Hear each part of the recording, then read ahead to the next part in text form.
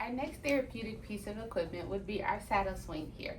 Now, in order to get on the saddle swing, it would require a student to swing one leg over the seat, which demands motor planning, balance, and the ability to shift their weight onto an unstable surface while stabilizing their trunk and gripping the ropes with both hands.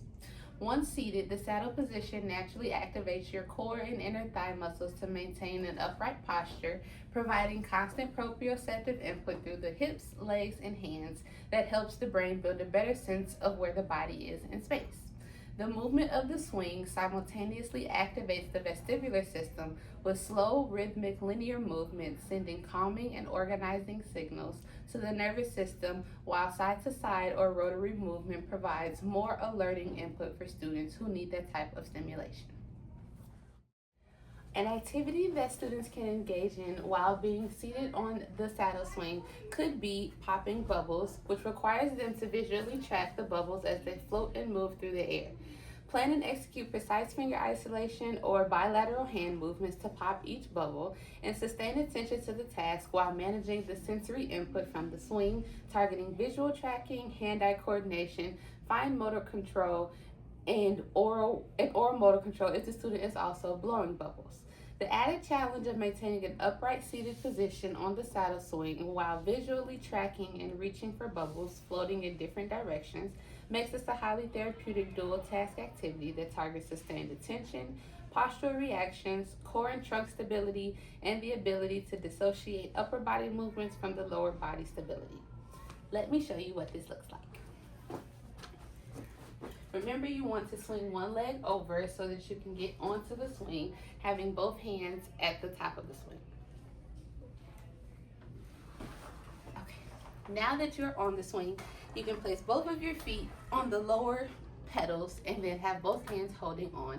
And you can apply a little bit of force, getting yourself in a slower movement.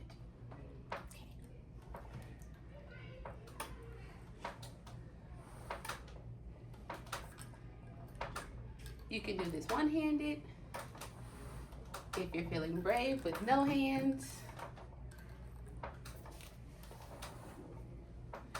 And this would require the student to reach all around, and yeah, you can make a fun activity out of this.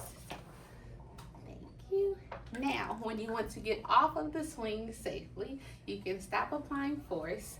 You can place both of your feet on the floor. Weight shift to the right or to the left, whichever one you prefer. Swing your leg back over and have both feet on the floor. And that's it.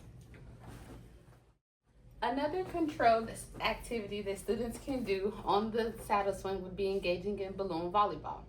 This would require them to track the balloon as it moves throughout the air, time their movements to make contact with the balloon, and generate enough upper extremity force to hit it back, targeting visual tracking, timing and sequencing, upper extremity range of motion, and postural reactions.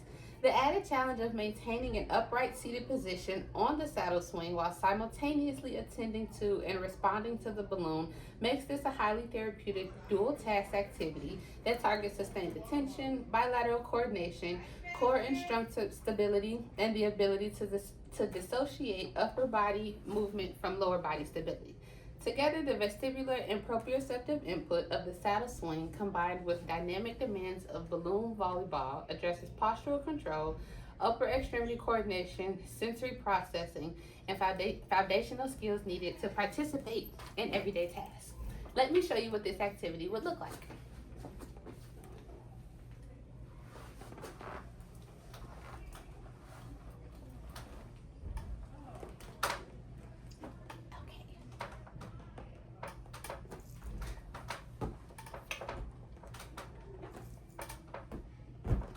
You can do this activity with one hand. You can do it alternating hands.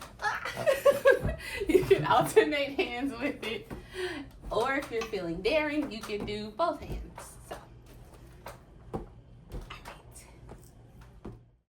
Another therapeutic activity that students can do while on the saddle swing would be to engage in catching a ball. This would require them to visually track the ball, throughout the air and anticipate when the ball would land, position and grade the force of both hands to successfully catch and secure it, and then return it back to the therapist, targeting visual tracking, hand-eye coordination, bilateral coordination, graded force, upper extremity control, and motor planning.